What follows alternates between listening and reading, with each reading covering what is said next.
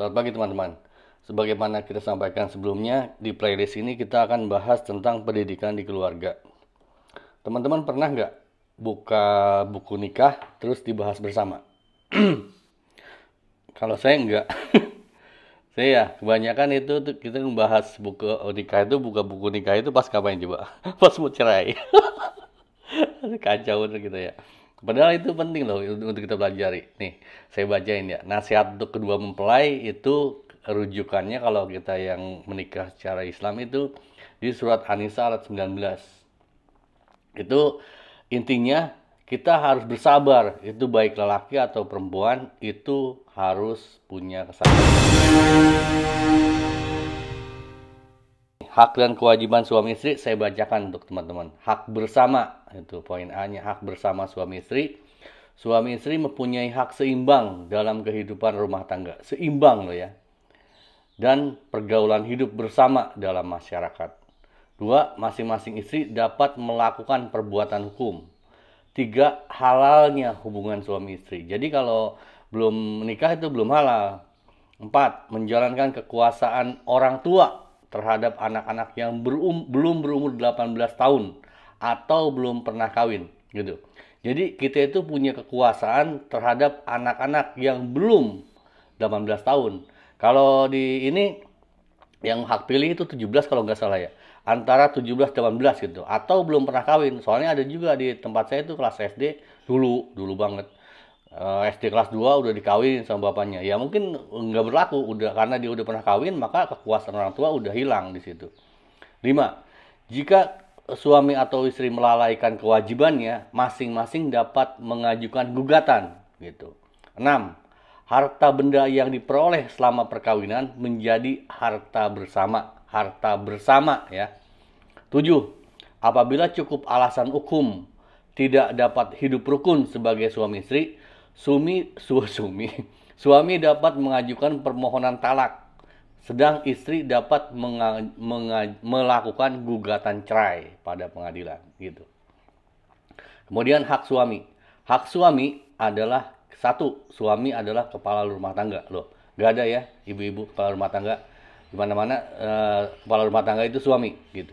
2, harta bawaan yang diperoleh sebagai hadiah atau warisan adalah di bawah penguasaannya. Jadi kalau hadiah atau apa itu hak suami, itu penguasaan suami.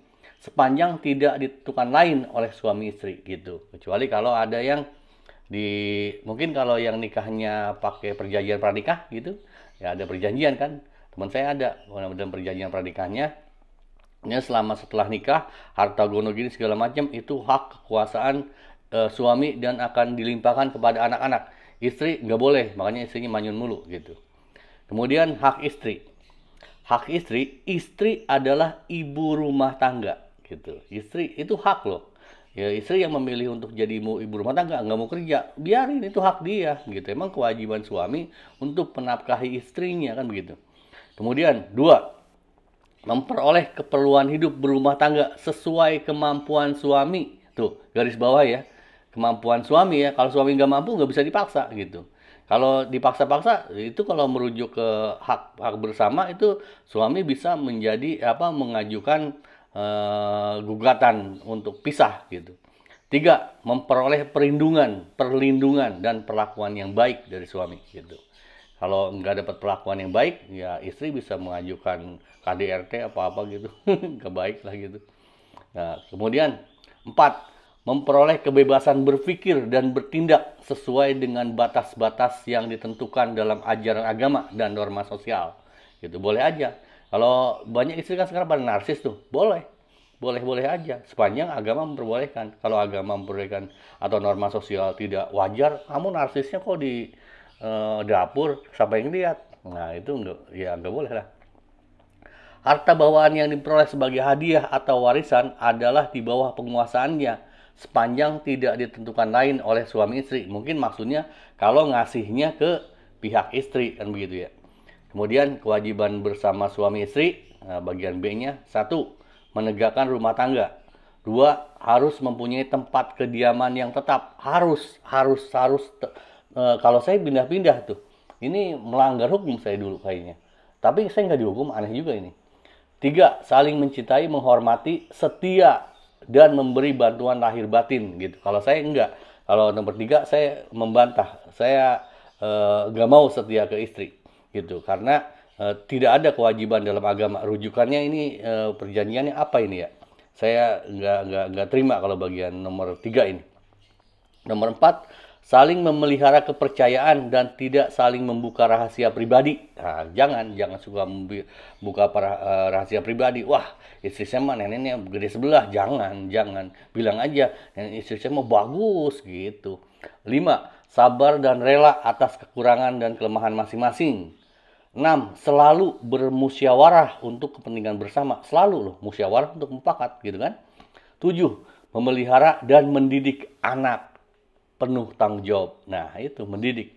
Ini nomor 7 ini ya. Mendidik ya, mendidik anak ya, mendidik anak. Bagian ini saya amat sangat saya bold gitu nomor 7, memelihara dan mendidik anak gitu. Gitu. Ini membahagiakan sekali buat saya gitu. Nanti kita cari sampai terakhir ya. Nomor 8, menghormati orang tua dan keluarga kedua belah pihak. Iya, wajib kita tuh menghormati semua orang dari bocah sampai kakek nenek kita hormati semua. Menjaga hubungan baik bertetangga dan bermasyarakat. Nah, gitu. Kemudian kewajiban suami gitu. Kewajiban suami apa nih? 1, memimpin dan membimbing keluarga, lahir batin. Melindungi istri dan anak-anak. Memberikan nafkah lahir dan batin sesuai dengan kemampuan. Tuh garis bawahi lagi ya. Batasannya adalah sesuai kemampuan. Bukan ini ya, bukan UMR, bukan, tapi kemampuan. 4, mengatasi keadaan dan mencari penyelesaian secara bijaksana, bijaksini, serta tidak bertindak sewenang-wenang, gitu. Kemudian 5, membantu tugas istri dalam mengatur urusan rumah tangga, gitu. Membantu, jadi suami itu membantu itu yang utamanya istri ngurus rumah tangga itu. Suami itu membantu aja, gitu. Tapi dia wajib membantu. Kalau istrinya sibuk gitu misalnya. Kemudian kewajiban istri. 1, menghormati dan mencintai suami. Nah, nggak ada ya. Ada nggak kewajiban suami untuk menghormati setiap ketemu istri? Hormat, gerak. Ada nggak? Nggak ada. 2, mengatur urusan rumah tangga sebaik-baiknya. Kemudian 3, memelihara dan menjaga kehormatan rumah tangga. Ya, itu kewajiban istri gitu. Oke, kita udah sampai selesai ya. Ini jadi kewajiban bersama suami istri, kewajiban suami, kewajiban istri, apa aja gitu. Nah, sekarang yang paling penting dalam keluarga itu, dalam hal pendidikan, itu kewajiban bersama suami istri. Poin B, nomor 7, memelihara dan mendidik anak penuh tanggung jawab gitu. Jadi, mendidik anak adalah kewajiban suami atau istri. Jadi ibu dan bapak itu berkewajiban untuk mendidik anak. Jadi pendidikan keluarga itu fokusnya adalah pendidikan anak ya, teman-teman ya. Hal yang paling menyenangkan buat saya di sini adalah tidak ada satu poin pun yang mewajibkan suami untuk mendidik istri. Ada, kalau ada silahkan, di mana? Nggak ada. Kenapa coba bisa begitu? Karena mungkin dari dulu udah disadari bahwa kalau istri itu nggak bisa dididik sama suaminya.